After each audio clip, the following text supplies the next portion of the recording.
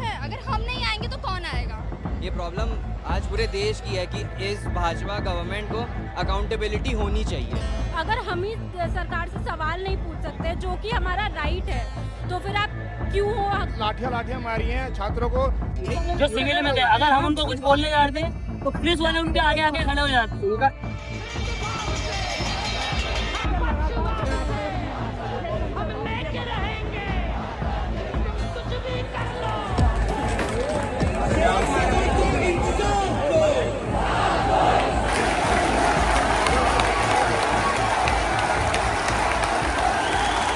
जो आप मेरे पीछे देख रहे हैं, ये वही जंतर मंतर है जहां जो कल हालात थे या जो आज सुबह तक सोशल मीडिया प्लेटफॉर्म्स पर दिख रहा था और सरकार दावा कर रही थी कि इस इलाके को खाली करा दिया गया है, मंच तोड़ दिया गया है, 30 से 40 लोग सिर्फ मौजूद हैं।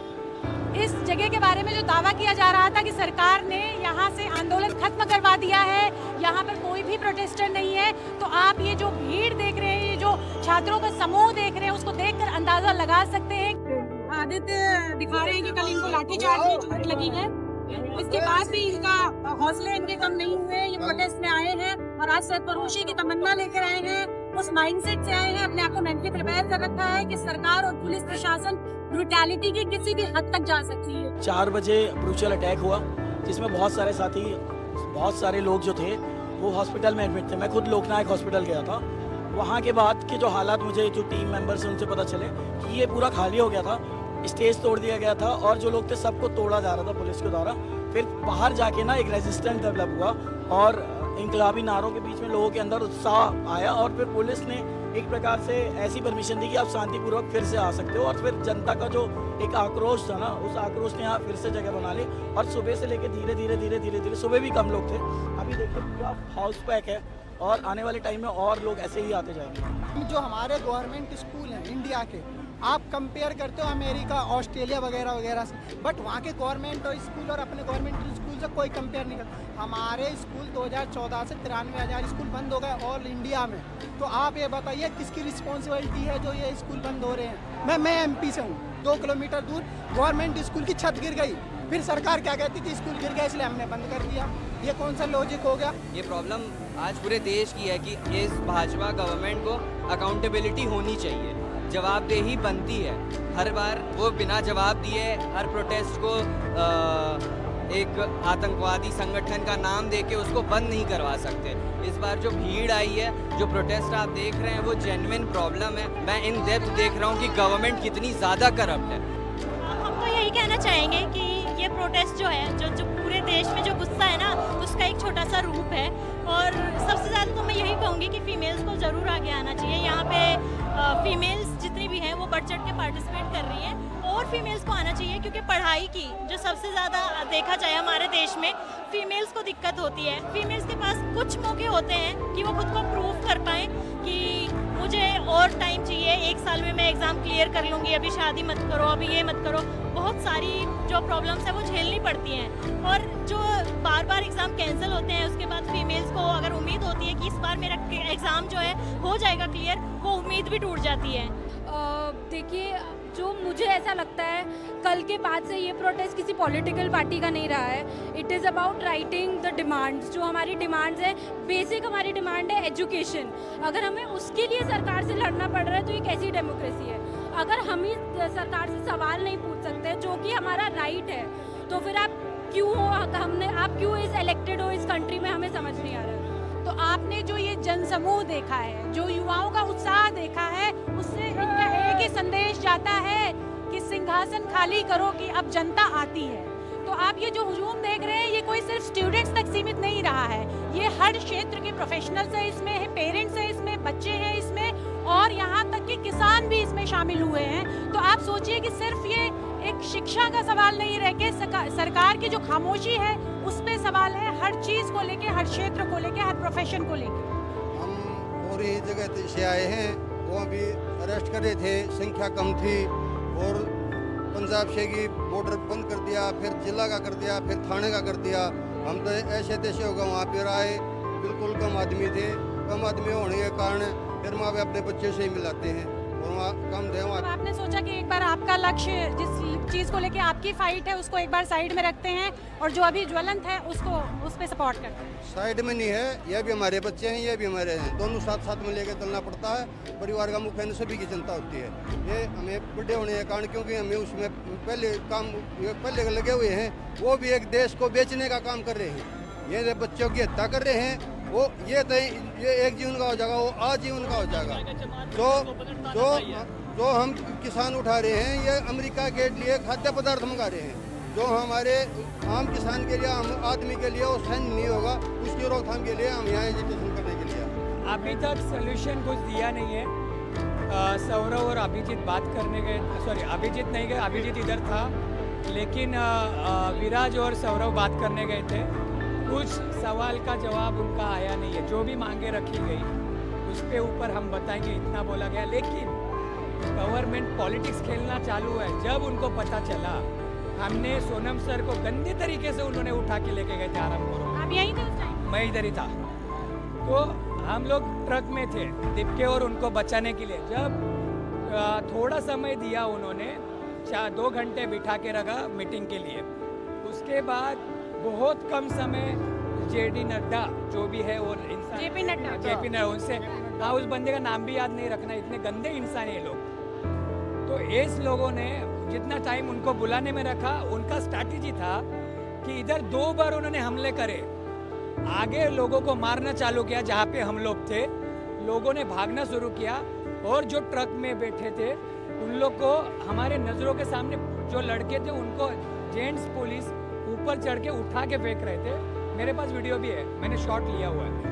उसके बाद अपने जो गीतांजलि मैडम के बाल पकड़ के हाँ, वो वीडियो मेरे पास है। तभी मैं बहुत पीछे था। वो पता चलने के बाद मैं आगे आया वो सब बचाने के लिए। लेकिन एक लड़के को उठाते फेंकते हुए दिखा, फिर शबाना आजमी इनको उतारते हुए जब मुझे बहुत गुस्सा आया और मैं ट्रक पे चढ़ गया।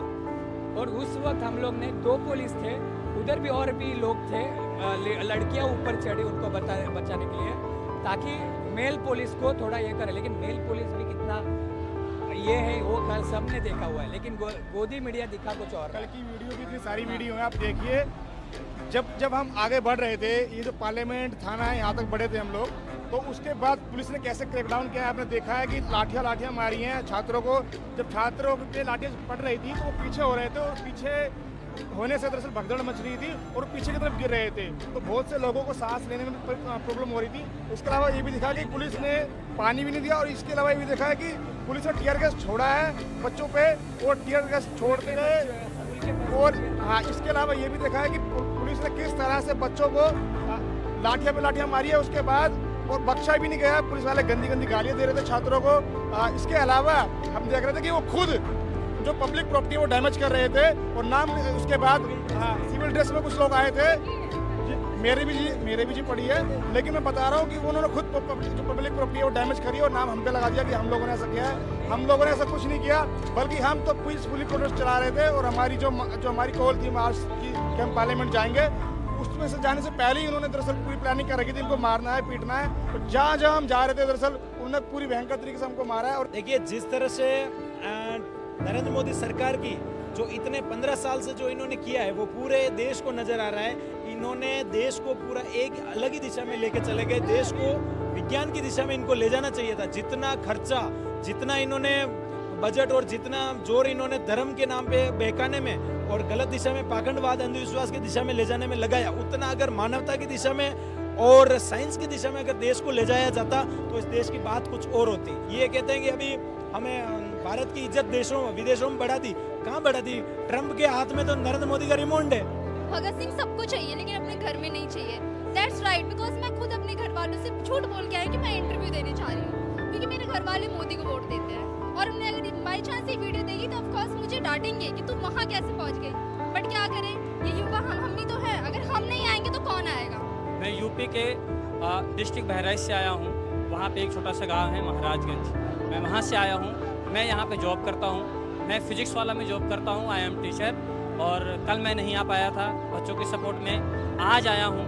तो आज मैं सुबह 7 बजे से यहीं पे हूँ। और जो कल दिल्ली पुलिस ने किया है बच्चों के साथ में, उनको नहीं करना चाहिए, क्योंकि वो सिर्फ अपना हक मांग रहे थे, अपने शिक्षा के लिए बात कर रहे थे। वो बेचारे बच्चे सिर्फ फूल लेकर आए थे और पुलिस के हाथ में लाठी डंडा ऐसे से हथियार पाए गए हैं कि उनके डंडे के अंदर कीलें गड़ी हुई थी। बच्चों को जिस तरीके से मारा गया है, किसी के हाथ फटा हुआ है, किसी के सर फटा हुआ है, एक बच्ची के तो ऐसे से मारा गया है, वीडियो देखी है मैंने, कि उसका बीच से पूरा सर फूट गया है, पूरा सर इधर उधर हो गया है, वो शायद एक्सपायर हो गई है, ऐसा लोग कह रहे हैं। और ऐसे दिल्ली की सरकार बहुत गिरी हुई है और मोदी जी भी बहुत गिरे हुए हैं। वो इतने गिरे हैं कि वो अपनी जनता के बारे में नहीं सोच रहे हैं, सिर्फ धर्मेंद्र प्रधान को सोच रहे हैं कि वो हमारे दोस्त हैं, हम उनका वो इस्तीफा नहीं लेंगे और ना कि अपना इस्तीफा हम देंगे। सिर्फ उन्हीं के बारे में सोच रहे हैं, भारत के नागरिक के बारे में नहीं सोच रहे हैं, जो कि इनको भारत के नागरिक के बारे में सोचना चाहिए। भारत का नागरिक है वो आप ही का है। आने वाले टाइम पर एक वक्त ऐसा आएगा जो भारत का नागरिक भारत को बदल के रखेगा। अभी नहीं बदलेगा, कल नहीं बदला है, आज नहीं बदला है, लेकिन आने वाले टाइम पर भारत बदलेगा, सरकार गिरेगी और सरकार दूसरी आएगी। लेकिन आज पुलिस वालों का कुछ इस तरह से नहीं दिख रहा है, वो सिर्फ इस परिसर के बाहर नजर आ रहे हैं। जो सारा मैनेजमेंट कर रहे हैं लाइंस का, लोगों को बाहर निकालने का, अंदर ले जाने का, वो सिर्फ प्रोटेस्टर्स और स्टूडेंट्स निभा रहे हैं वो जिम्मेदारी, और पुलिस एक तरह से हाथ पर हाथ धरे बैठी है। आपने कल रात को पुलिस की हमने वो देखी स्टेटमेंट दिल्ली पुलिस की, इन्होंने कोई लाठी चार्ज नहीं करी, everything was peaceful and everything was that, right? तो उससे पता लगता है कि जैसे नेता है तो अकाउंटेबल नहीं है, पुलिस भी सेम वैसे ही प्रिटेंड कर रही है कि हमने तो कुछ करा ही नहीं। There is no accountability between in leaders and the police. तो हम किसके पास जाएंगे? इनकी जज्बे जो है सरकार की, ये फूका तो उपाय है ना ही मौसम।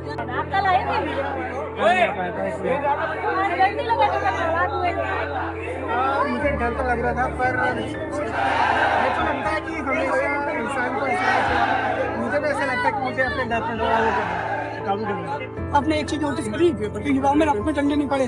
पता है क्यों नहीं पड़े? क्योंकि रात में पुलिस थी, दिन में थे आरएसएस के गुंडे, पंचायती के गुंडे, वो थे विदाउट यूनिफॉर्म, विदाउट नहीं भाई यूनिफॉर्म में रहे यार, यूनिफॉर्म पहन के थे भाई, यूनिफॉर्म में भी थे, विदाउट यूनिफॉर्म में थे। और मुझे ना उनका नेम टैग था, यूनिफॉर्म में पहनी हुई थी जिन्होंने, नेम पुलिस की प्रोटेस्ट के नाम से सिविल ड्रेस में आई थी। इसके बाद आप ये कह रहे हैं जो यूनिफॉर्म पहने हुए भी थे वो भी पुलिस वाले, वो भी नेम प्लेट नहीं थी, नेम प्लेट नहीं, पुलिस वाला ड्रेस में था, ठीक है, दाढ़ी रखेगा, ये बड़ी गाड़ी मेरे से कोई दाढ़ी नहीं, पॉइंट है अगर तुम पुलिस की ड्यूटी पे हो, you have wear the uniform, ना तुम पे स्टार है ना तुम पे बैज है, it means you are civilian. हम पे क्या जाएगा कि ये तो कोई कॉस्प्ले कर रहा है, राइट? नहीं, पुलिस वाले मार भी नहीं देते, वो जो सिविल वर्दी वाले वो ज्यादा मार रहे हैं, क्योंकि उनके बारे में फिर पुलिस वाले भी आगे आ रहे थे, उनको छूट। क्योंकि मैम उनका ये था अगर हम उनके खिलाफ कुछ बोलेंगे तो उनका प्रोटेस्ट करने के लिए पुलिस उनके साथ में खड़ी है जो सिविल में थे। अगर हम उनको कुछ बोलने जाते तो पुलिस वाले उनके आगे आगे खड़े हो जाते। इनका हम उनको कुछ बोल ही नहीं पा रहे। प्लान इनका ये था कि जो सिविल में है, जो बगैर स्पीक के हैं, कि अगर जो वो मारेंगे तो उनके कैमरे में कैद नहीं होंगे, उनका नाम नहीं आएगा, उनका पता नहीं आता, वो रिकॉर्ड में नहीं आएंगे। अगर जो पुलिस नेम प्लेट वाली पुलिस है वो अगर जो मारेगी तो उनका पकड़ में आ जाएंगे। 3 साल से एलन कोटा में पढ़ रहा था, लैंडमार्क में। मैंने बहुत मेहनत की पिछली, मैम 2024 जब पेपर लीक हुआ था ना, तो मैंने 25 में मेरा बोर्ड था, मैंने बोर्ड भी दिया था, नीट का भी दिया था, लेकिन नीट का पेपर पिछली साल इतना टफ आया जो एडवांस लेवल का आ गया कि मेरा सिलेक्शन नहीं हो पाया। इस बार मैंने पेपर दिया 2026 का और वही लीक हो गया, मेरे बहुत बढ़िया नंबर आए थे, मैं 600 से ऊपर स्कोर कर रहा था, लेकिन अभी जो दोबारा रीनीट का पेपर हुआ लीक होने के बाद उसमें इतना टफ दे दिया उन्होंने, इस बार भी मेरा नहीं हुआ। मेरे 3 साल बर्बाद हो गए। मैं कोटा में पढ़ रहा था 3 साल से। ये बताओ कहाँ से हो आप? मैम मैं यूपी फरुखाबाद। और कोटा में रह के आपने कोचिंग? उसमें मैंने कोटा में कोचिंग की थी, एलन से, लैंडमार्क में। इस तरह मारा क्या ही मारने के बाद मैं उनको गम भी गई, हंस रहे हैं जैसे उनके बच्चे ही नहीं, अमीर लोग बस हैं, उनके कोई बच्चे मारते चले यार, वो मतलब उनको अफसोस नहीं कि हमने मारा। और मैं बैस तो लाइए सिविल ड्रेस 12 से 15 आदमी को मैंने देखा मैम सिविल ड्रेस में, ये लेफ्ट साइड की बात कर रहा हूँ, दोनों तरफ दीवारें हैं, एकदम साइड। अभी ये बहुत बड़ी बात नहीं है, इसको बहुत बिगा अगर चलिए वाले भाग देंगे एक ही इंटरव्यू एक ही एग्जिट, बहुत बड़ी बात नहीं थी, एक ही एग्जिट पूरा पैक कर दिया इन्होंने, पूरा पैकिंग कर दिया ना। अगर इसको बंद कर देंगे कहाँ है, बहुत बड़ी बात नहीं है। पुलिस कितनी आर्मी एक ही तो इनका ये भी संदेश है कि ये जेंजी है, आप बहुत जाति और धर्म की राजनीति आप नहीं कर पाएंगे, आप इनको नहीं तोड़ पाएंगे, क्योंकि ये जो सॉलिडारिटी दिखाते हैं उसमें इनके सामने खड़ा रहना नामुमकिन है, जिसके आपने मिसाल कल संसद में देखी, जिस तरह से प्रधानमंत्री वहां से निकल गए आपने वहां देखा, और जिस तरह से इन लोगों को एक बैकफुट पे एक तरह से आना पड़ा है ग्राउंड पे, वो आपने देखा। अब सवाल उठता है कि क्या मंत्री आएंगे, क्या नेता आएंगे, क्या कोई अकाउंटेबिलिटी लेगा अब भी?